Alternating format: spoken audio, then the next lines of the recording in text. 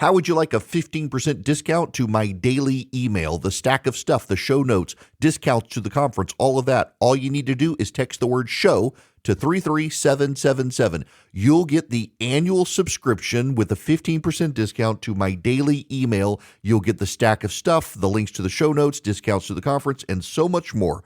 All you have to do is text the word show, SHOW, to 33777. Text show to 33777.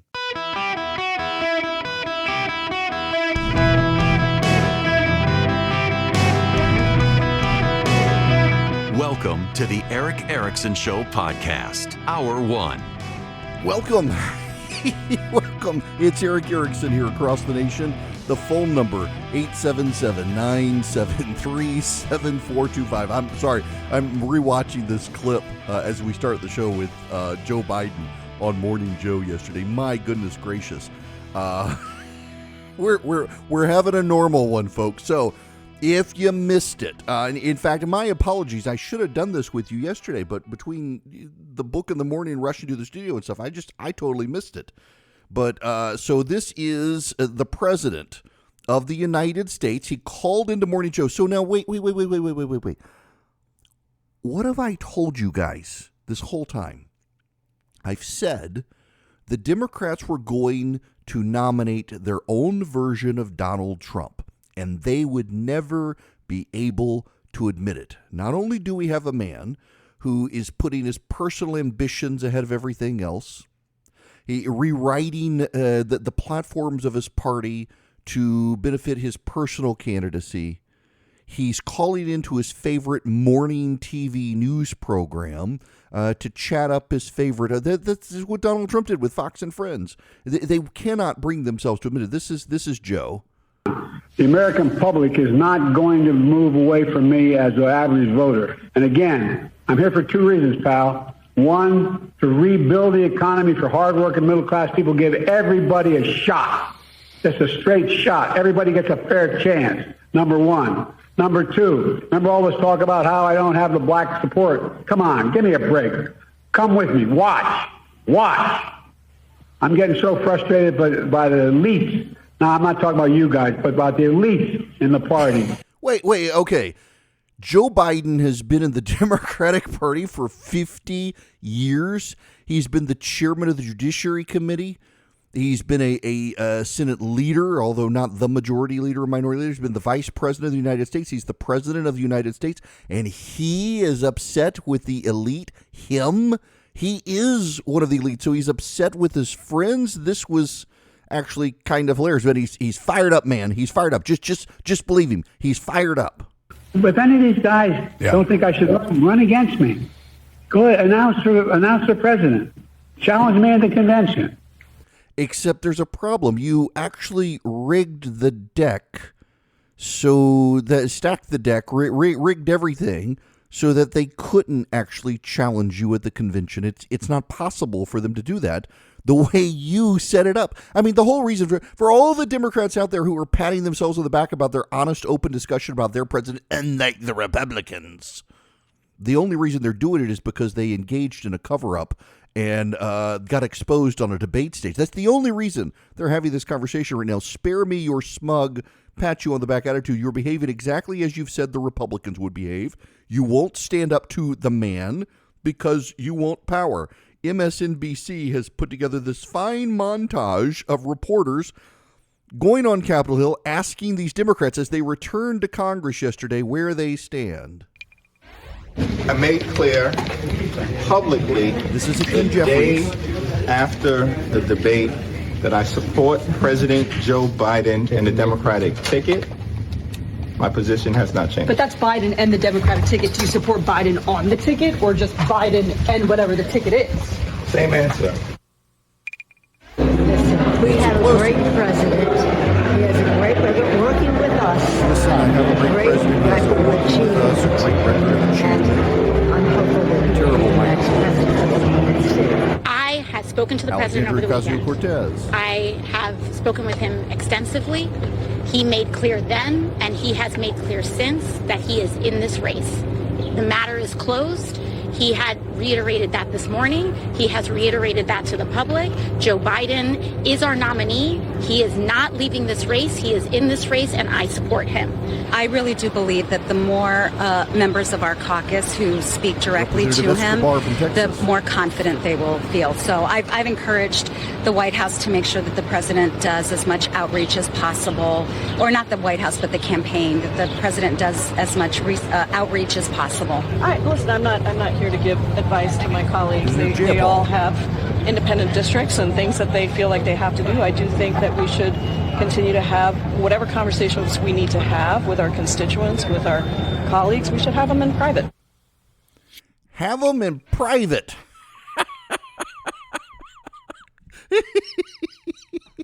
They're so screwed and they know it. Listen, Joe Biden, did you catch that with Morning Joe? Basically, murder-suicide pact for the Democratic convention. That if you want to challenge me at the convention. I'm going nowhere. Now, the problem for the Democrats is this, that the conversations in the media are still going to continue despite all of his denials. Axios today has a story on who are the Democrats who can convince Joe Biden to get out of it. I don't know that they can. There's an interesting little nugget that I had completely missed. Beckett Adams in the Washington Examiner found this little nugget, and this kind of tells me that they're going nowhere. This is from Beckett Adams, Washington Examiner. Quote, "The Marine Corps band was instructed last fall to come up with an entrance theme for the First Lady," a source told the Washington Examiner. The band now has in its repertoire an original composition titled Fanfare for the First Lady. The song, the source said, is essentially Jill Biden's personal Hail to the Chief in that it is to be performed and repeated at official White House functions from her appearance until she's ready to speak. I think we know who's pulling the strings now. She is our first female president. Well, Edith Wilson, technically. She's the second coming of Edith Wilson. And she's in charge. And she has her own version of Hail to the Chief that they play. She's going nowhere. She loves the trappings of the White House. She doesn't want to be home alone with Hunter Biden and her daughter. And now you're starting to see the turn of events in the media as they're starting to circle the wagons back around Joe Biden. They opened it up to see if anybody could take him out, and he couldn't. And we're starting to see this is Mika Brzezinski having a meltdown on Morning Joe this morning. Well, the New York Times editorial board is out with a new piece entitled, "The Democratic Party Must Speak the Plain Truth to the President." The board writes in part, quote, "The 2024 presidential election is not a contest between two men or even between two political parties. It is a battle for who we are as a nation. President Biden clearly understands the stakes, but he seems to have lost track of his own role in this national drama. As the situation has become more dire, he has come to regard himself as indispensable. He does not seem to understand that he is now the problem and that the best hope for Democrats to retain the White House is for him to step aside." Yeah. Richard, what? What's wrong? It's okay. What? I'm just, I would think that also not saying on the debate stage that you're willing to accept the election results would be a reason to write an editorial saying that you are not fit to serve and to run for president again. But well, I mean, the thing is, again, right now the issue is what happened the night of the debate on Joe Biden's side. That happened as well. Well, that did happen as well, and it will be covered in time, but it needs to be covered more. Again, the New York Times syntax blog probably should, the obsession, because people feel guilty about not seeing this early on. People feel or they saw it and you guys covered it up, possibly. But Mika says, why don't they talk about Trump? Why don't they talk about Trump? Isn't that disqualifying as well? Jonah Goldberg made a great point on CNN. Jonah, you're no fan of Donald Trump. Nope. What's it like to watch that? I think for a lot of people that I have spoken to who really, above all, they want to beat Trump. And there are a lot of Democrats out there who are way more motivated by beating Trump than they are by Joe Biden. No. None taken. But it does seem like those are the people that I'm talking to who are angry about what the president is doing.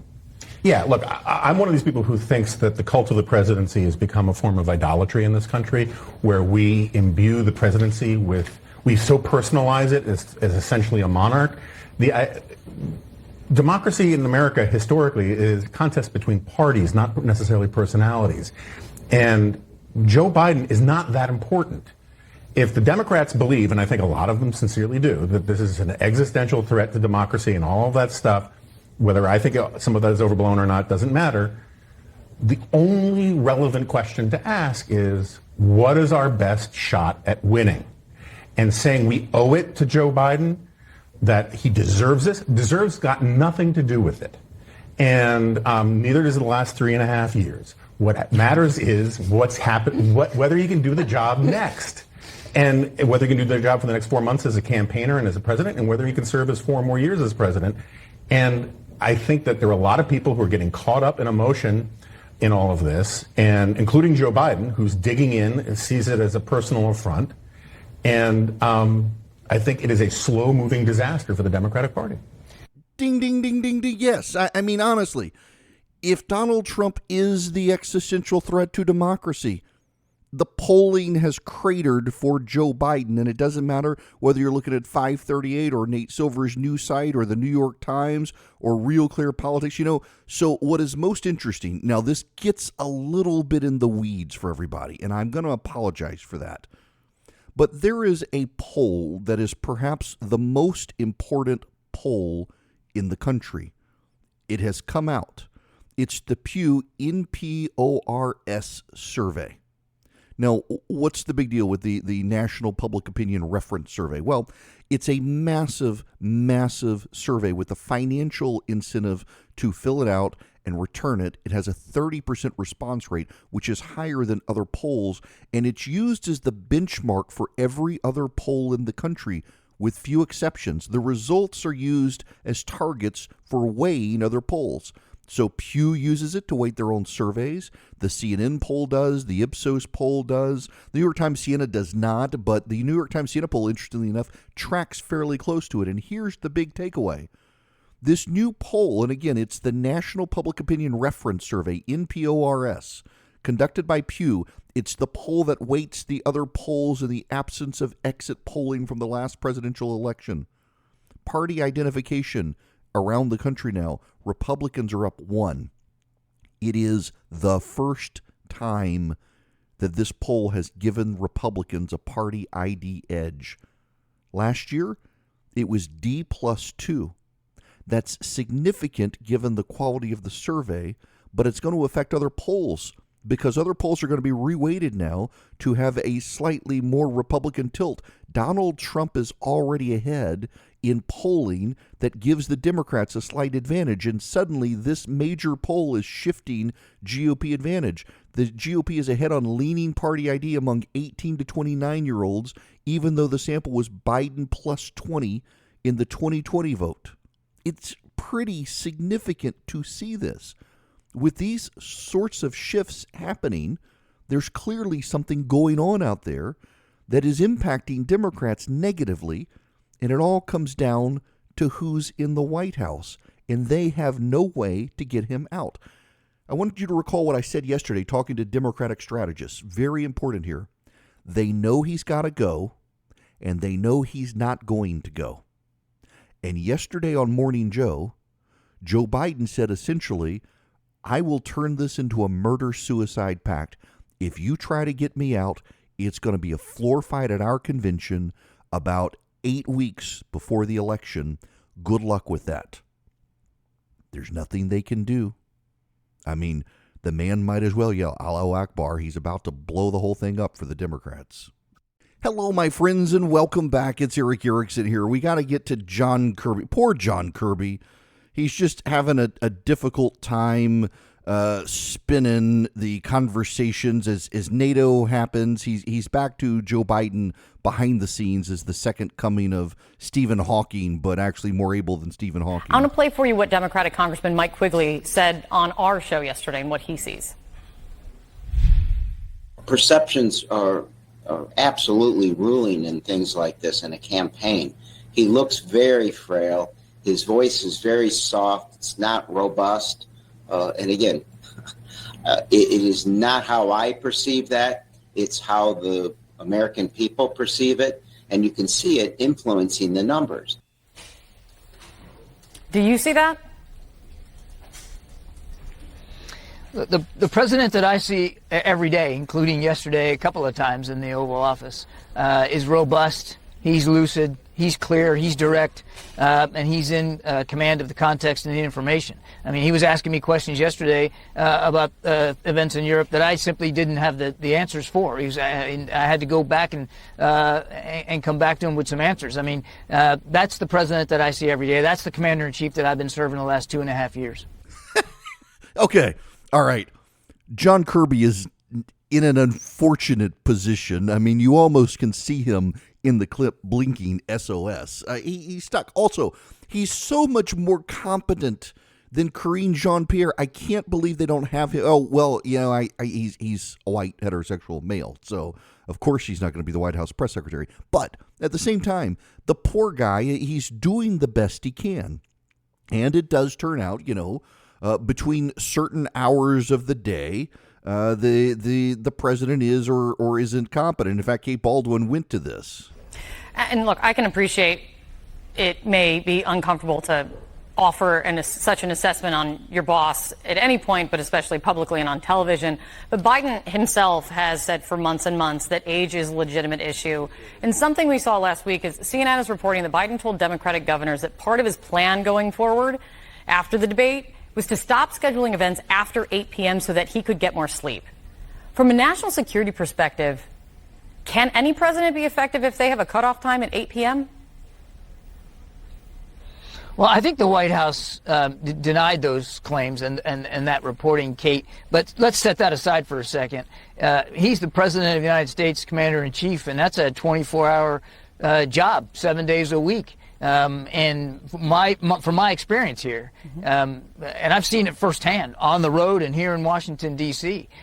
You know, okay, so first, credit Kate Baldwin for asking the question. Kudos to her for asking the question that a lot of people are starting to wonder about because of the situation. But this isn't going to get any better for the White House. There's actually brand new reporting out today from the Wall Street Journal about Joe Biden's condition and how it's been going on for some time, so much so that even the European leaders notice it. We'll get to that when we come back. Right now, I want to tell you about Old Glory Bank, my bank. I had somebody actually email me last night and say, hey, I called them and they treated me very hostilely. They laughed at me and they hung up.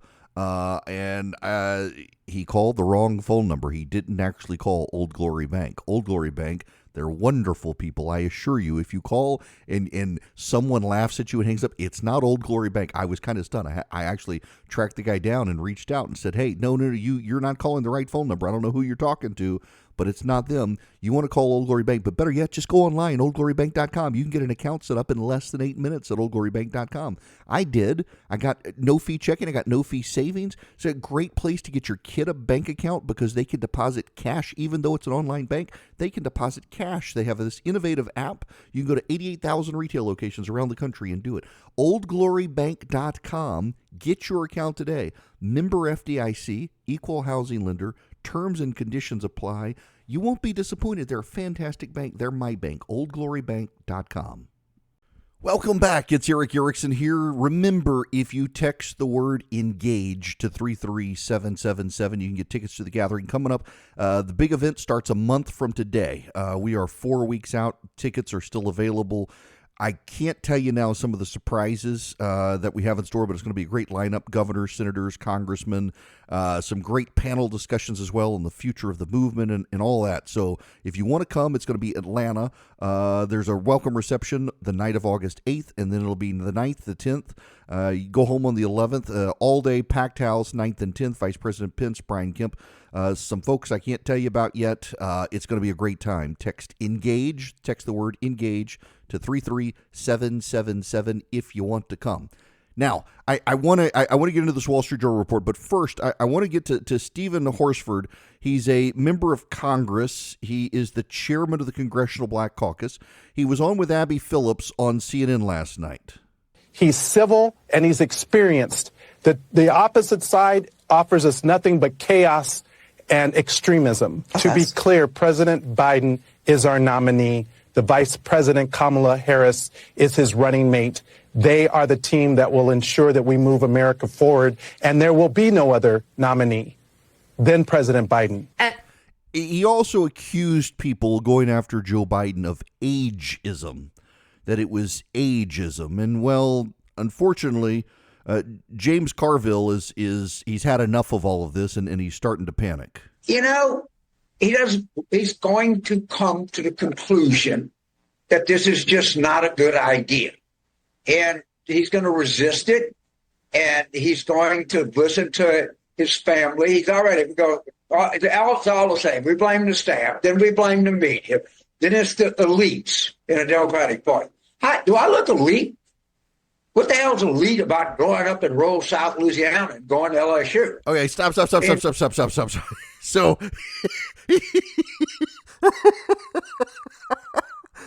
do I look elite?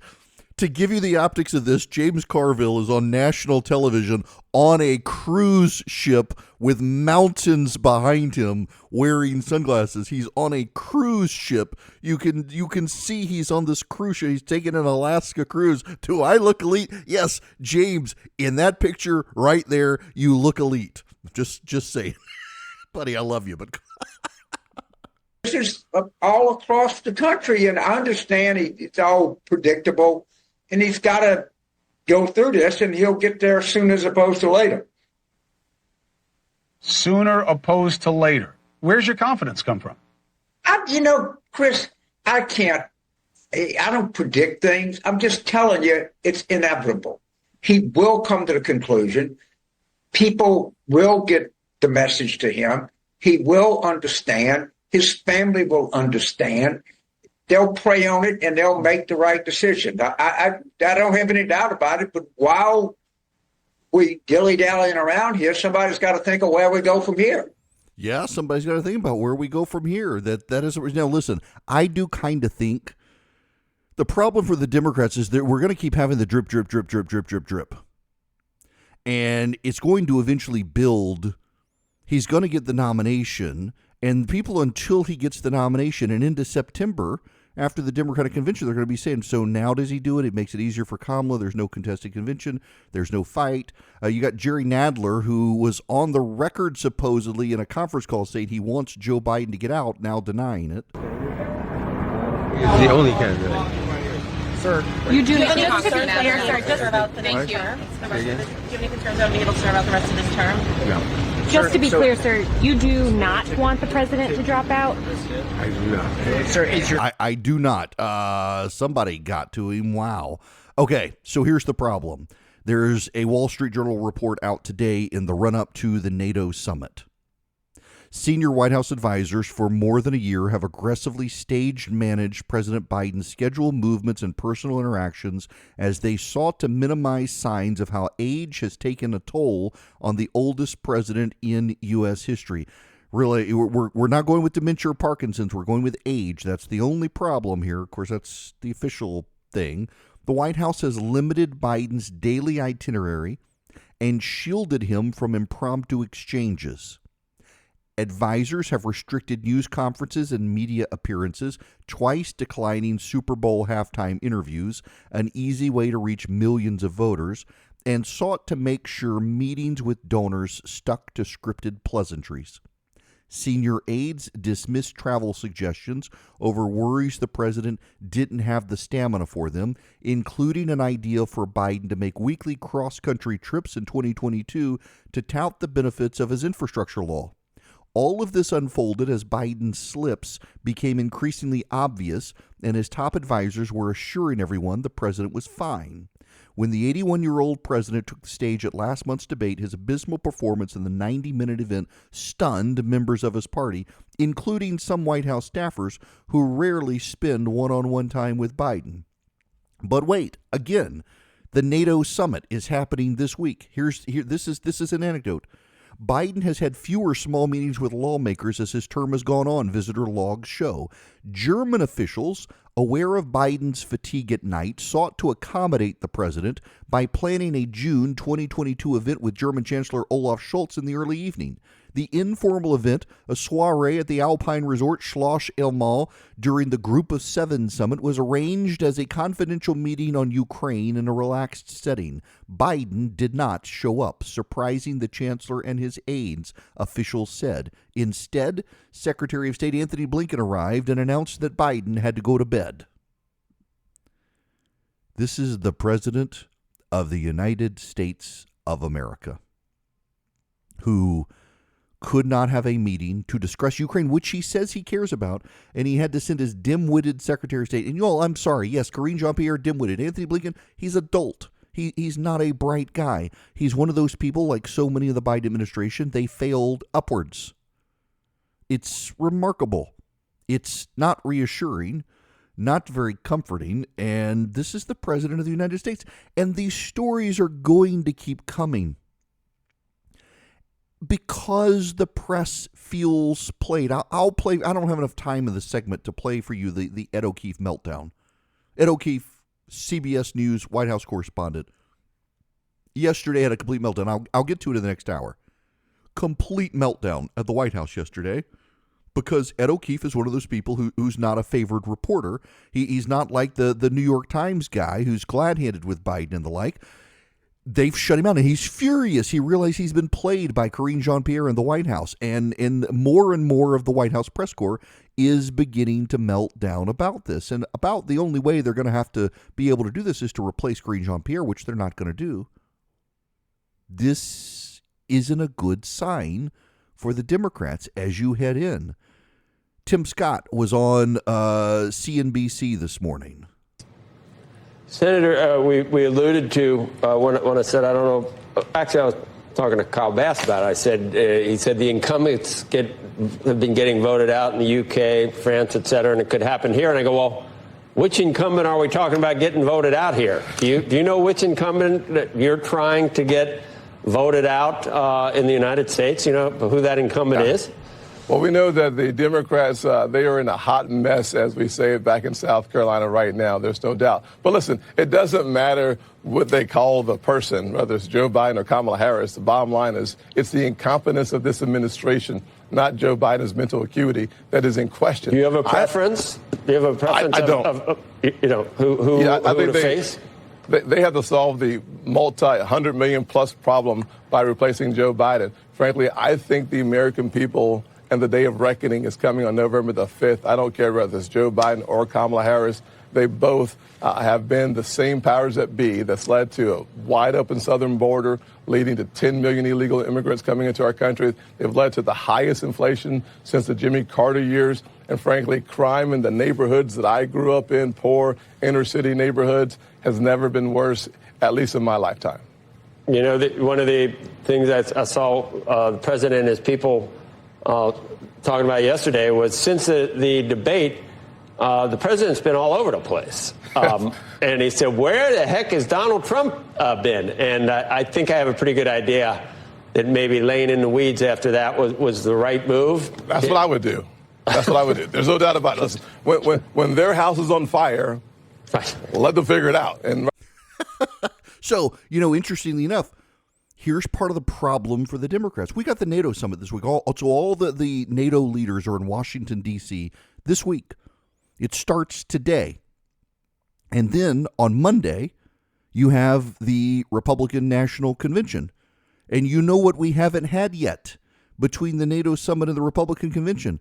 The announcement of the Republican vice presidential pick, which might come as soon as tonight. It might come tonight. And we don't know who it is yet. We're going to find out who it is probably tonight or have wind of it this week. But they're keeping low. They're letting the Democrats, their house is on fire, as Tim Scott says. Let them figure out how to put it out.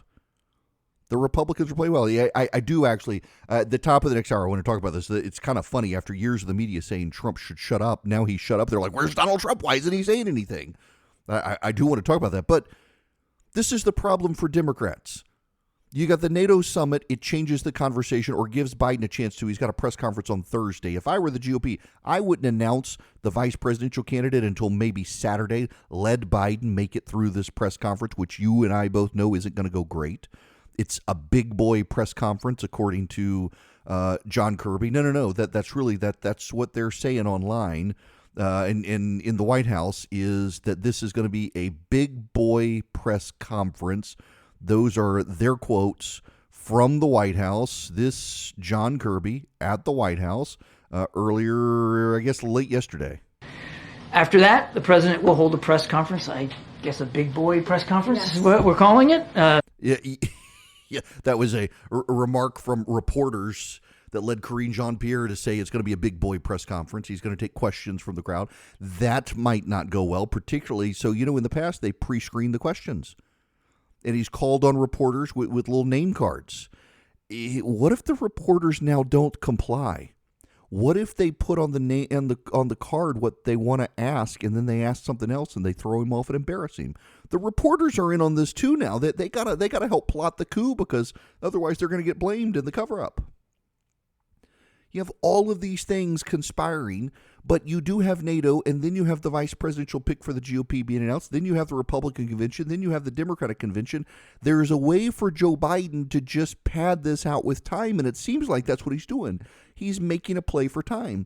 The problem is, up until the moment that all of this gets shut down at the election, everyone's still going to wonder, when is Joe Biden dropping out? And that's the problem that their side has. The conversation's not going to go away, and there's still another debate, plus a vice presidential debate. Oof.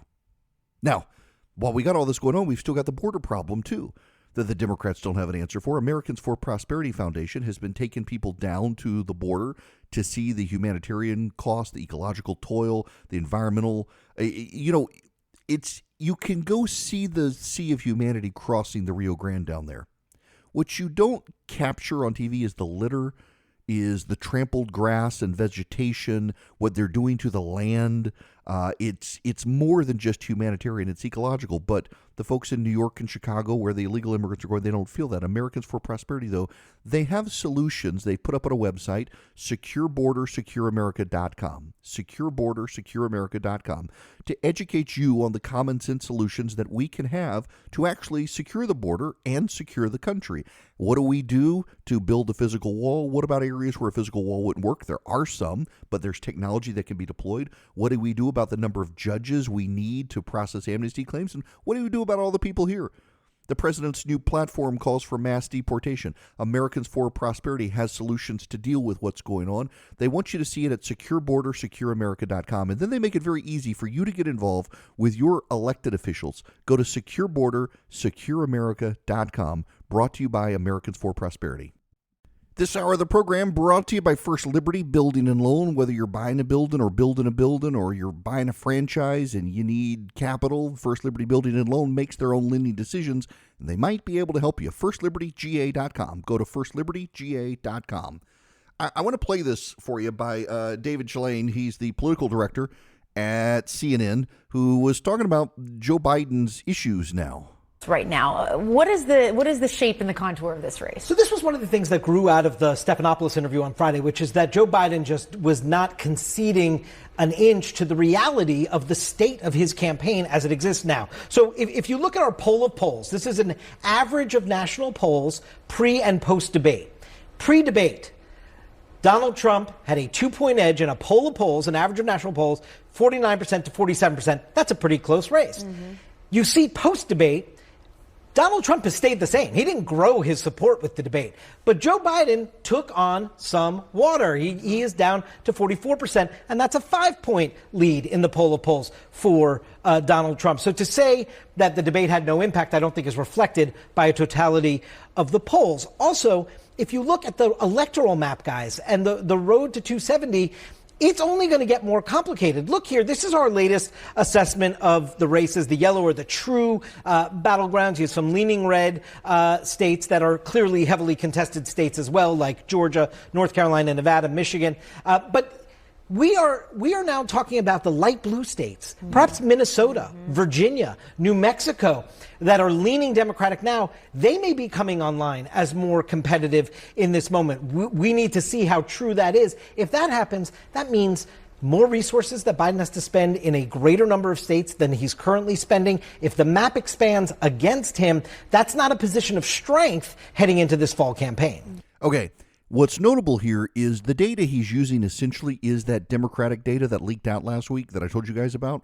Those states, notice that they've got Georgia and Michigan. Michigan I'm actually surprised by, given its swing to the Democrats in 2022. They've got Michigan now as a leaning Republican state. That's kind of a warning sign for the Democrats in and of itself. The polling has become brutal for the Democrats in this. Here's Harry Hinton.